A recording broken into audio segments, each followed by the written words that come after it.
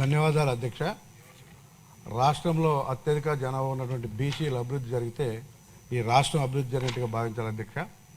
గత ప్రభుత్వంలో 56 బీసీ కార్పొరేషన్లు పెట్టి కనీసం ఒక కార్పొరేషన్ కూడా డబ్బు లేకుండా బీసీలని తీవ్ర నిరాశకు గురి చేసింది అధ్యక్ష. తీవ్ర అన్యాయం కూడా చేసింది అధ్యక్ష.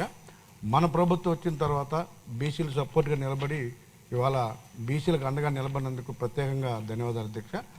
మొన్న బడ్జెట్ కేటాయింపుల్లో కూడా బీసీలని సింహభాగాన్ని పెట్టినటువంటి ముఖ్యమంత్రి గారికి, డిప్యూటీ సీఎం గారికి, అలాగే లోకేష్ గారికి కూడా ప్రత్యేకంగా ధన్యవాదాలు అధ్యక్ష.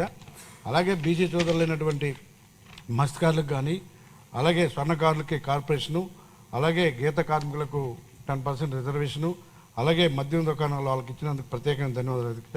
అలాగే నాయ బ్రాహ్మణ సోదరులకు, అలాగే చేనేత సోదరులకు కూడా కరెంట్లో రాయితీలు ఇచ్చినందుకు ప్రత్యేకమైన ధన్యవాదాలు అధ్యక్ష. అయితే అధ్యక్ష, గత టీడీపీ ప్రభుత్వంలో కొన్ని బీసీలకు సంబంధించి కొన్ని ప్రత్యేకంగా కొన్ని పథకాలు అమలు చేశారు అధ్యక్ష.